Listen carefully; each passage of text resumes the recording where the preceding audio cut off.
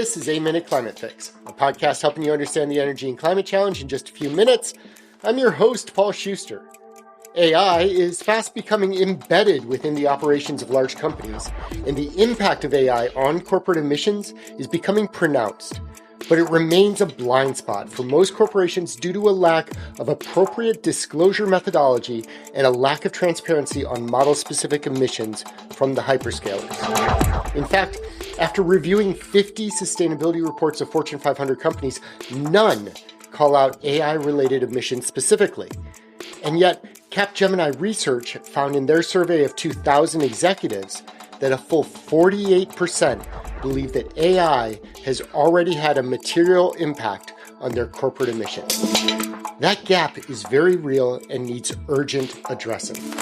Today, let's talk about the role that enterprises have on reducing AI-related emissions and what can be done about it. 8 minutes. It's how long it takes the sun's rays to hit Earth, or about how long my kids are going to pay attention in class for these last 2 weeks before summer. And then on to summer jobs. Welcome to life, kiddos. Let's get it on.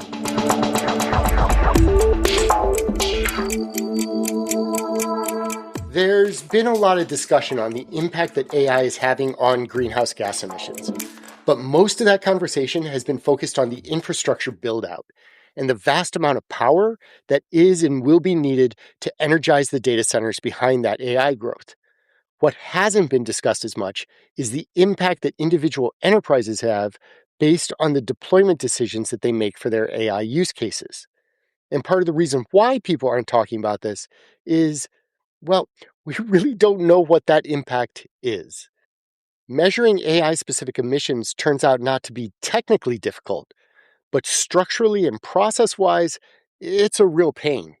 In fact, I reviewed 50 Fortune 500 sustainability reports to see if anyone is acknowledging AI as a driver of emissions, and exactly none of them call out the technology yet. That, however, contrasts with a report that Capgemini Research issued in 2025, where they interviewed 2,000 executives. 48% of them indicated that they absolutely believe that AI is having a material impact on their corporate emissions, and a full 42% have had to revisit their climate goals because of it. That's a major gap. We know AI is contributing to climate change, but we haven't figured out how best to even begin to measure it yet. Part of the problem is a methodology one, because enterprises typically purchase AI agents and tools from cloud providers.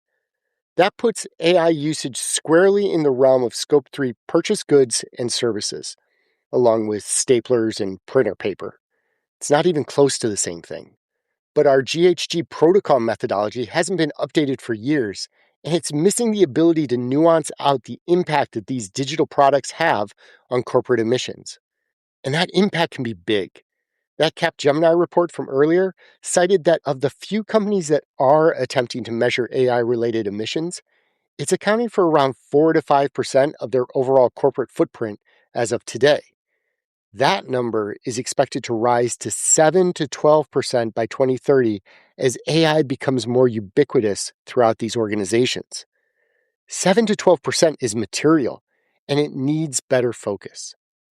But it's not just a methodology problem, it's also a data transparency problem, as the AI hyperscalers so far have been incredibly opaque with sharing emissions data with customers.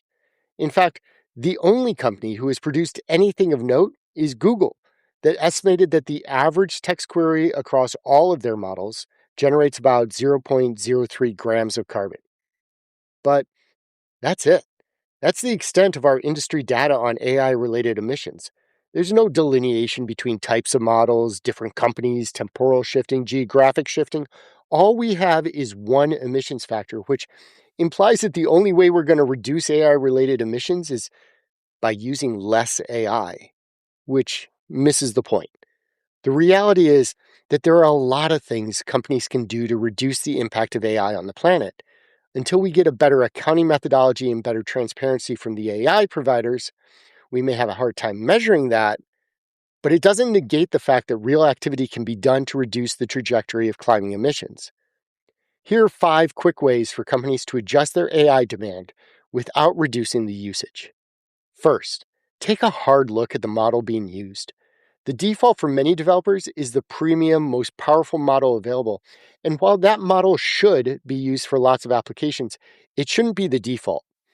Research shows that shifting workloads to smaller models can reduce AI energy consumption by 27.8%. Same output, lots less inference cost and carbon. Next, review whether workloads can be shifted to data centers operating in less carbon-heavy regions. The dirty secret is that the average data center operates in far more carbon-intensive grids than the US grid average, to the tune of 48% more carbon-heavy. Shifting workloads from the Midwest to the Pacific Northwest, where hydro dominates the grid, could reduce related emissions by 10 times. Then, consider the timing of workloads and whether delay-tolerant tasks need to be run when the grid is relying upon dirty fossil-powered generation. Studies have shown that companies can achieve 16 to 90% reductions in emissions by shifting certain workloads to renewable-heavy parts of the day. Fourth, do an AI prompt engineering audit. Bloated system prompts, verbose outputs, redundant API calls. This is just wasteful, both in terms of the monetary value of the tokens being used, but also from an emissions standpoint. Clean it up. And lastly, right-size the modality required. A simple text query generates about 0.05 watt-hours per prompt. An image query, 2.91 watt-hours, over 50 times higher. And video generation is just off the charts at about 1 kilowatt hour. Even reasoning models, where the model performs chains of computation before responding, take up about 50 to 100 times more energy than that simple text prompt. Really get deep into the business need for different modal forms of output, as the cost and emissions can really add up. We're still early on in the adoption of AI into enterprise workstreams, and for all the benefits that it brings in productivity and efficiency, it brings significant climate challenges as well. And while we desperately need better guidance on how to account for these emissions, including much better transparency from the major AI providers, there are things we can do today to have material impact. Simply pushing the problem to the infrastructure providers to purchase more clean energy or innovate on cooling solutions isn't the right answer. I'm Paul Schuster, and this has been your 8 Minutes.